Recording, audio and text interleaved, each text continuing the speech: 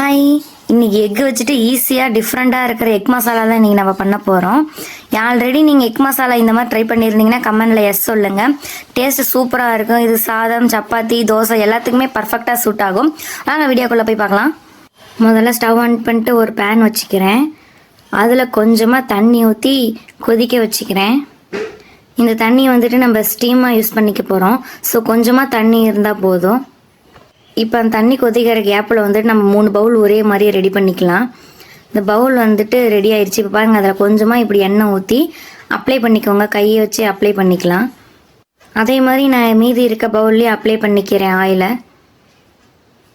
Oil வந்துட்டு நம்ம எதுக்கு அப்ளை பண்ணுறோம்னா, நம்ம அதில் முட்டை ஊற்றுறப்ப அந்த முட்டை வந்துட்டு அதில் ஒட்டாமல் கரெக்டாக வரதுக்கு தான் நம்ம அதில் ஆயில் வந்துட்டு அப்ளை பண்ணுறோம்.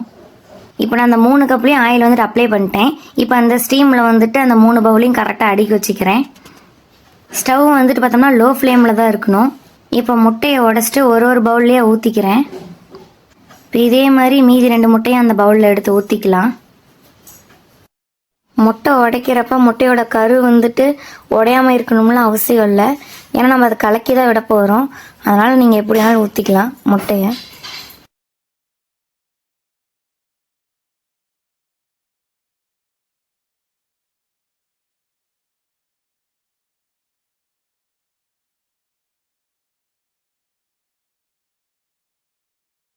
இப்போ முட்டையெல்லாம் எல்லாத்துலேயும் ஊற்றிட்டேன். இப்போ பொடியாக நறுக்கி வச்சுருந்த வெங்காயம் வந்து முட்டையெல்லாம் போட்டுக்கலாம்.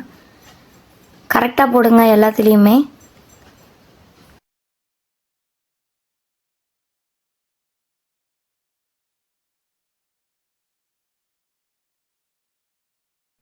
இப்போ குட்டி குட்டியாக நறுக்கி வச்சுருந்த தக்காளியும் ஆட் பண்ணிக்கலாம்.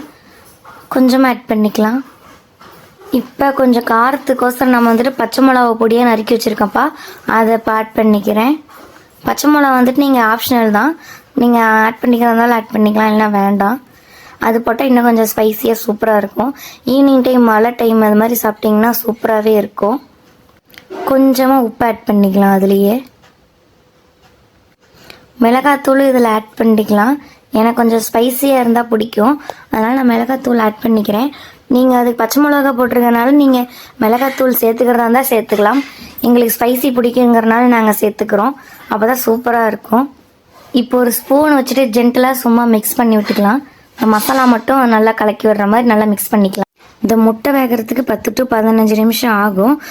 அந்த வேகிற டைமில் வந்துட்டு நம்ம சைடில் மசாலா ரெடி பண்ணிக்கலாம். இந்த மசாலா ரெடி பண்ணுறதுக்கு சைடில் ஒரு வானல் வச்சுக்கலாம்.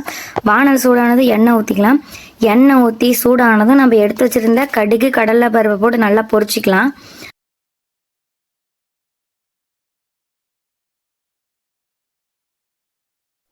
இப்போ கடுகு, கடலைப்பருப்பு நல்லா பொரிஞ்சதும் கருவேப்பிலையும் பச்சை மிளகாய் வந்துட்டு பொடியாக நறுக்கி வச்சுருக்கேன், அதையும் ஆட் பண்ணிக்கலாம்.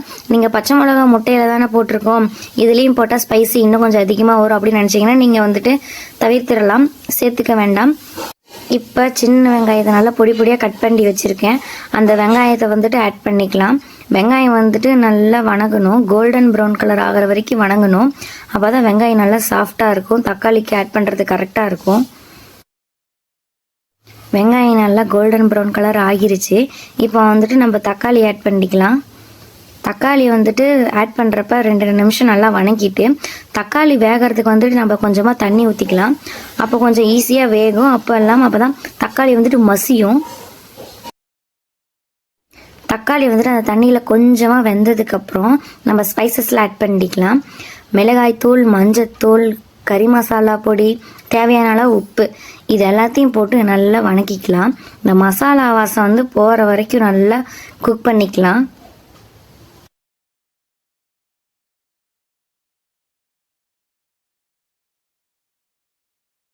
தக்காளி நல்லா வேக அதில் இருக்கிற எண்ணெயெல்லாம் நல்லா பிரிஞ்சு வரும். ஸோ அந்தளவுக்கு வேக விட்டுக்கலாம். தக்காளி வந்துட்டு பார்த்தோம்னா எண்ணெயெல்லாம் பிரிஞ்சு நல்லா வெந்துருச்சு. மசாலா ஸ்மெல்லாம் போயிடுச்சு.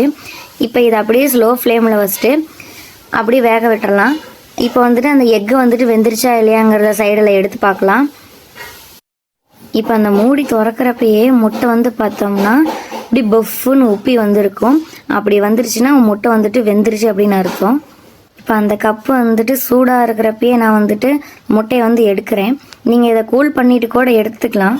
இப்போ வந்து அந்த பவுல் வந்துட்டு நான் இந்த மாதிரி கரண்டி வச்சு எடுத்து கீழே வச்சுட்டு நான் உள்ளே இருக்க பஃப்பை மட்டும் எடுத்துக்கிறேன்.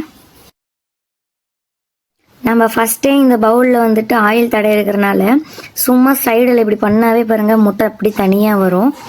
ஸோ அது பார்க்குறதுக்கு அழகாக இருக்குது பாருங்களேன். இப்போ இந்த எக்கு எடுத்துட்டு நம்ம இந்த தக்காளி மசாலாவில் ஆட் பண்ணிக்கலாம். இதே மாதிரி மீதி இருக்க 2 பவுலில் இருக்க எக்கையும் நம்ம எடுத்து ஆட் பண்ணிக்கலாம். தக்காளி மசாலா வந்துட்டு திக்காக இருக்கணும். ஸோ அப்போ தான் கரெக்டாக இருக்கும். முட்டை வந்துட்டு மிக்ஸ் ஆகிற வரைக்கும் ஜென்ட்லாக வந்துட்டு நம்ம கலரிக்கலாம். சும்மா அந்த தக்காளியை எடுத்துகிட்டு மேலே சும்மா நம்ம கலரிக்கலாம், இல்லை முட்டை வந்துட்டு உடஞ்சிரும். இப்போ நம்ம முட்டை வந்துட்டு அந்த தக்காளியில் கலந்த உடனே அந்த ஸ்மெல்லு வந்து பார்த்தோம்னா வேறு லெவலில் இருக்கும். அப்படி டெம்ப்டிங்காக இருக்கும், செய்ய சாப்பிட்றலாம் அப்படின்னு. மீடியம் ஃப்ளேம்லேயே இந்த முட்டை போட்டதுக்கப்புறம் 5 நிமிஷம் வச்சுருங்க. அப்போ தான் அந்த தக்காளியோட மசாலாலாம் இந்த முட்டைக்குள்ளே இறங்கும். இப்போ மசாலா வந்துட்டு அதில் பிளெண்ட் ஆயிடுச்சு. கிரேவி கன்சிஸ்டன்சி வந்துட்டு பர்ஃபெக்டாக இருக்குது. உங்களுக்கு தேவைன்னா கொஞ்சமாக நீங்கள் கொத்தமல்லி தழையை வந்துட்டு மேலே தூவி விட்டுக்கலாம். தூவி விட்டு நீங்கள் ஃப்ளேம் ஆஃப் பண்ணிடுங்க. இப்போ ரெடி ஆயிடுச்சுப்பா. இது சப்பாத்தி, தோசை, ரைஸ் எல்லாத்துக்குமே செட் ஆகிற கிரேவி இது வீட்டில் எல்லாருமே என்ஜாய் பண்ணி சாப்பிட்லாம். சிம்பிளாக இருந்தாலும் டேஸ்ட் வந்து பார்த்தோம்னா ரொம்ப சூப்பராக இருக்கும். நீங்கள் ட்ரை பண்ணிட்டு கமெண்ட்ஸில் சொல்லுங்கள் என்ன மாதிரி குக்கிங் பண்ணுறீங்கன்னு நான் பார்க்கணும். லைக் பண்ணுங்கள், ஷேர் பண்ணுங்கள், சப்ஸ்கிரைப் பண்ணிக்கோங்க. மறக்காமல் பெல் ஐக்கானை ப்ரெஸ் பண்ணிக்கோங்க. நெக்ஸ்ட் வீடியோவில் பார்க்கலாம். பாய்.